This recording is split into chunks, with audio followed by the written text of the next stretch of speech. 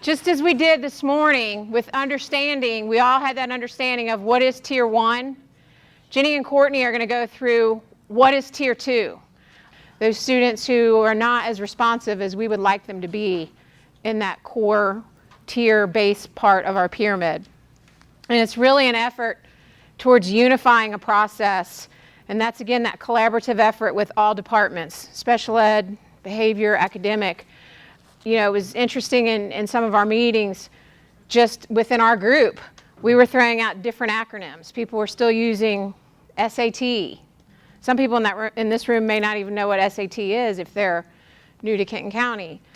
We have RBTL, we have RTI, we have all of these different acronyms, and we want to make sure that we're speaking the same language and unifying this process for everyone, whether you're a first grader or you're a ninth grader. We want everyone speaking the same language, and the power here as we move up the tiers, and what Joe and I are going to jump into in a minute, are some common forms that are super user-friendly, and it's powerful because it's going to give you data.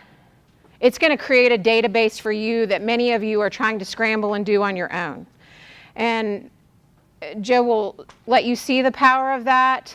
But I know when you hear forms and when you hear these other things, it's natural to think, oh no, we already have a form. And I know many of you do, but some of us don't. And then some of the forms are so different, and what's on the forms is very different. This school's using this acronym, this school's using this acronym. And then what sometimes gets lost in the middle of all that is the kid. So we are streamlining this to be as user-friendly, and we have looked at this from every angle that you all would look at that. And I know that you're going to give us more feedback as we move through this process. It's fluid, and as we said at the beginning, this will just become embedded as a natural part of our work. And it'll be tweaked, and it'll be refined to make it fit what we need it to fit for you to do what we need to do for kids. So, you know, I know that a lot of times when kids were moving through different tiers, that was also like structured where you would come down to central office and you would talk about certain kids needing this or that. That's not going to happen. It's going to happen in your school. You know the kids. This is the structure that we want everybody in the district to follow, but you've got to make that your own. And it's you looking at your needs and your data, and we're here to support you. So when I say that, that's not it, but you need to be at the table looking at your kids, your stakeholders, not decisions made where you're not in the room or you're not even in the building. So this structure is the next PLC suggested best practice is around RTI. If you can go back to this morning, it was instruction. Instruction gives you data and information. Data and information calls for you to determine is it working or is it not, and coming up with a plan. So as we look towards moving through these tiers, as Tara said, not everything is resourced yet, but there's a lot there. I think you're going to have enough to keep yourself busy and play with between now and August. And when we come back in August, what you might not find right now, you will in August. Just as we did this morning with understanding, we all had that understanding of what is Tier 1. Jenny and Courtney are going to go through what is Tier 2. So Courtney and I are going to talk to you about Tier 2 interventions. So you all have a handout that was passed out at the end of your table that you can pass down that says Tier 2 academic and behavior interventions. But then Joe just brought it up. You can access it on the pyramid by just clicking academic Tier 2 if you prefer an electronic version. So what I want you to do is to take 1 minute to just glance over your Tier 2 academic and behavior intervention sheet. Mark some things that stand out to you like, I don't know if I'm doing this, or I don't know what that means. Just take a minute to mark the text with questions that you have. So first we're going to take a look at the bottom. Real quick, just an overview of Tier 1. I know we're all very familiar with this. Obviously, our curricular breadth is our core instruction.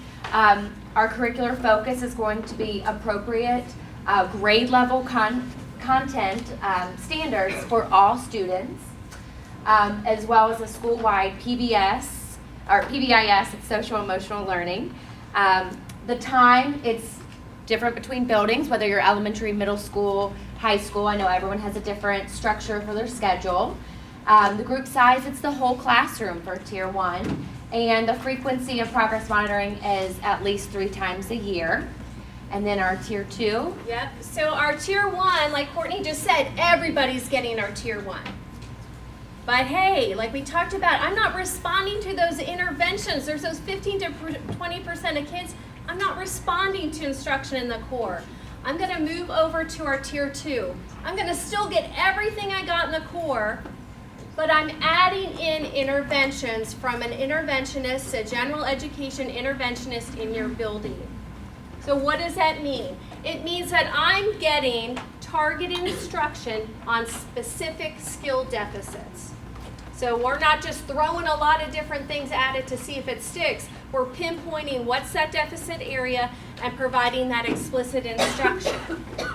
The frequency for Tier 2, again, in addition to the core, is a minimum of 3 times a week for 30 minutes. Or your data teams coming together may prescribe something else, but in general, you're looking at 30 minutes 3 times a week for a Tier 2 intervention. When we're looking at group size for a Tier 2 intervention, it's not a group of 30. We're looking at 6 to 8 students receiving that targeted intervention for Tier 2. And then the data, because we know in order to know if our intervention is being effective, we need to look at that data. So we want to make sure that we're collecting data weekly on those deficit skills for Tier 2. And then after 6 to 8 weeks, we're going to make those data-based decisions as far as whether or not that's the right intervention for the student or if changes need to be made. All right, so we're going to go ahead and Courtney's going to talk about... So we're going to take a look at this, the top left, for newly referred students. So we'll just talk about the highlights real quick. So the first thing your RTI data team is going to do is review the data submitted by the teacher on the RTI referral form. You'll get a chance to play with that referral form in a little bit. Then you're going to consider multiple sources of data points. And then the RTI team is going to make a few decisions. So first, they're going to decide, okay, does the evidence support a need for tiered intervention or not? So if there's not a need for tiered intervention, you're going to want to consider and evaluate different strategies that can be utilized within Tier 1 instruction. And we'll be sharing with you shortly a few of those strategies and interventions. And then the other side of that is we're going to decide, okay, the student does need tiered intervention. So if that's the case, then the RTI team is going to create an action plan using the RTI placement form, and you're gonna get a chance to see that in a little bit. And if you look down at the bottom of that form, these are the questions that are listed on the RTI placement form, and you'll get a chance to play with that in just a little bit. Does anyone have any questions on this section right now?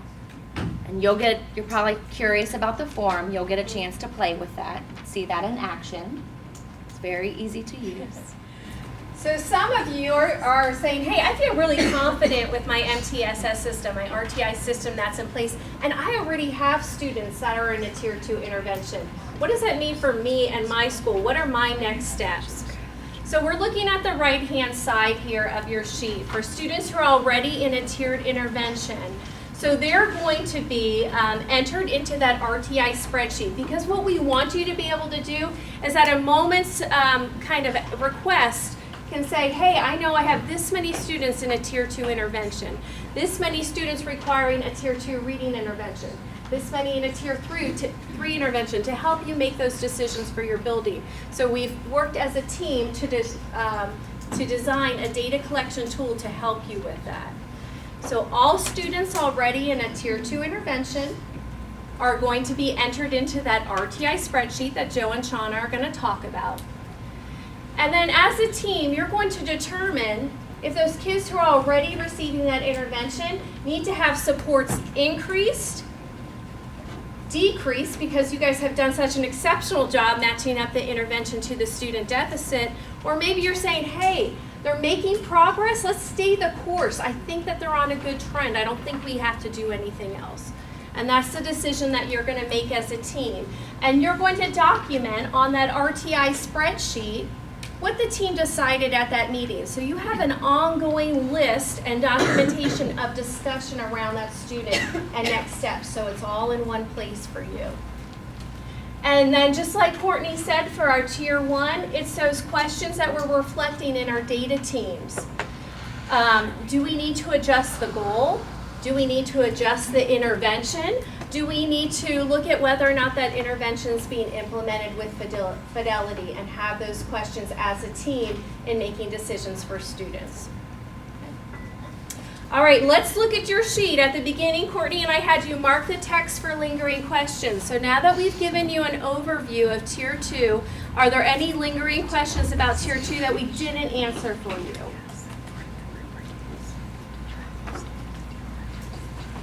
But as far as following this process of data analysis, we're looking at 15 to 20% of those kids for that Tier 2 intervention. So if I'm doing an intervention group in the classroom, I consider that just a teacher differentiating instruction. But if I require that differentiating instruction and some additional time, that's when I'm going to be utilizing the RTI forms and tracking it and having those regular conversations with my data team to see how that student's doing. Many of you have an RTI block for all kids, where really it's more of a needs-based instructional time. And again, we're talking about students who are not as responsive to Tier 1 instruction as we would like for them to be, based on triangulated data. So we're making these decisions based on triangulated data that groups of people are looking at and talking about.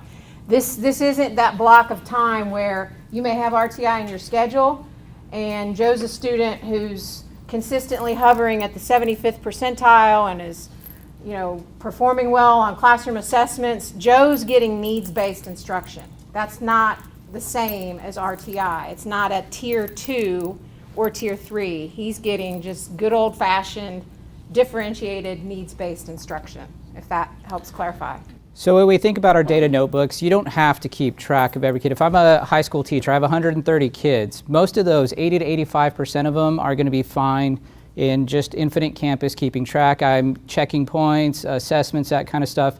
It's the students that are consistently struggling that I want to start thinking about this system.